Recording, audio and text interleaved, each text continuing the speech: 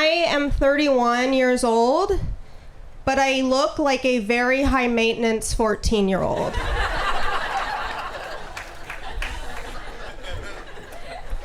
I'm 5 feet tall. Once a guy told me he really likes short girls. I was like, why is that? They were like, they're just really fun to throw around. I was like, have you ever considered buying a ball?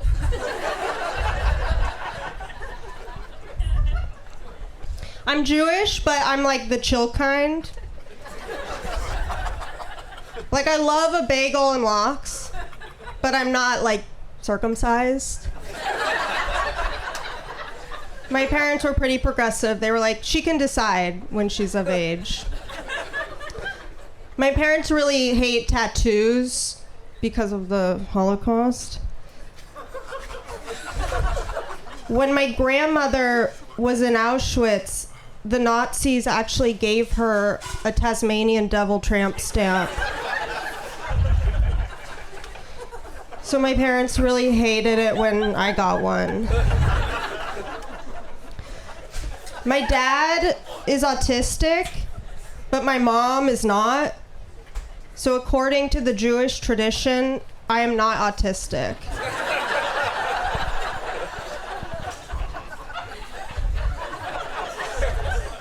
Things are really bad out there right now in this country.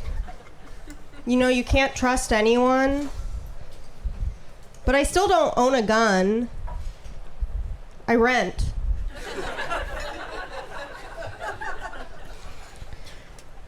Growing up, it was pretty rough for me because I didn't have that much money.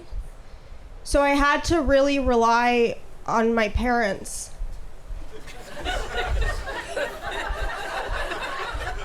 Because they have a lot of money. Be coming home from school on my bike, just avoiding eye contact with the neighbors. I'm from Palo Alto originally, which is pretty wealthy. And it was kind of disgusting in retrospect how parents would treat their spoiled children.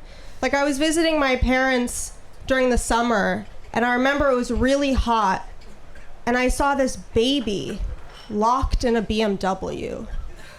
And I was like, that is terrible. To buy your kid their first car that young? Unbelievable. I'm pretty good at dating because I know a lot of tricks. I do this thing where I tie a cherry stem into a knot using just my hands. It's fantastic. I have a boyfriend. He's the same age as my dad. But it's not weird because my dad is 13.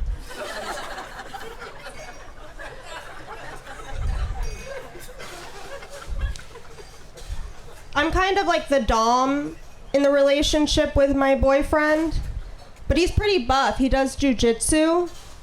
If you're not familiar, basically 2 to 3 times a week, he gets choked out.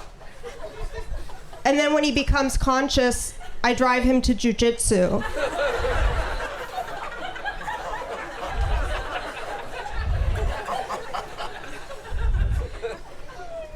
I'm bisexual.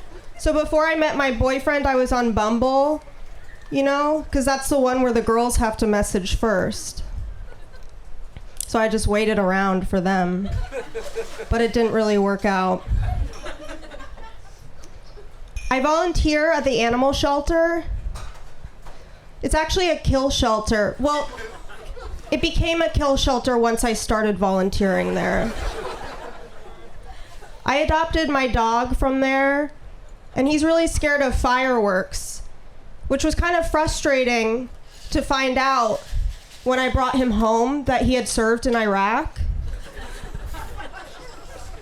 They didn't tell me that before. I have some pretty dumb friends back in Los Angeles. I was watching tennis with a friend. There's a tennis player I really like named Grigor Dimitrov from Bulgaria. My friend goes, I don't even think I could point out Bulgaria on a map. And I was like, it's literally the one that says Bulgaria.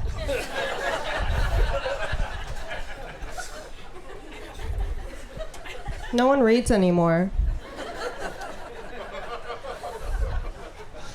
I saw a study recently that showed that dogs frequently dream about their owners.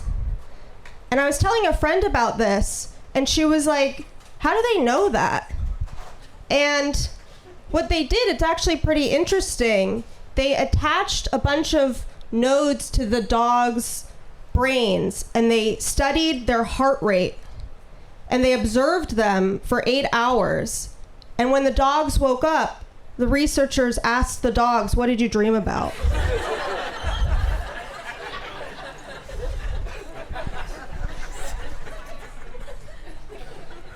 Let's see.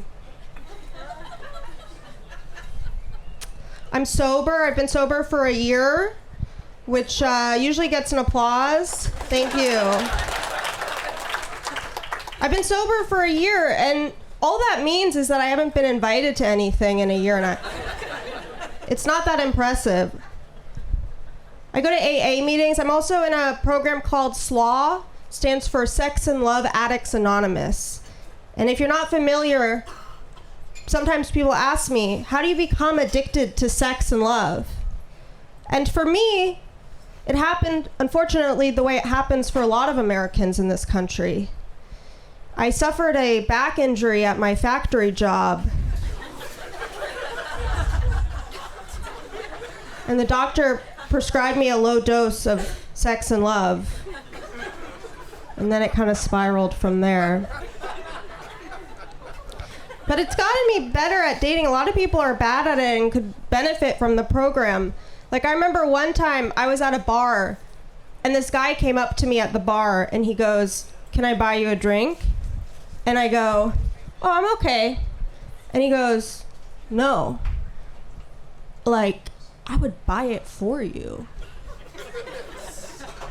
And that actually made me kind of sad, you know, because that means that at some point in this guy's life, someone asked him, hey man, do you want a drink? And he was like, yeah. And they were like, cool, the bar's right over there. So I was like, no, I'm good, I don't want a drink, but do you want to get out of here? And he was like, yeah. And I was like, okay, the exit's right over there. I'll leave you guys with this. I have one impression.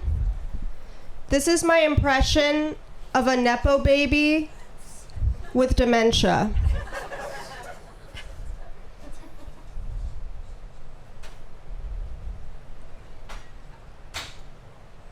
Do you know who my father is? Thank you guys, I've been Andrea Moore.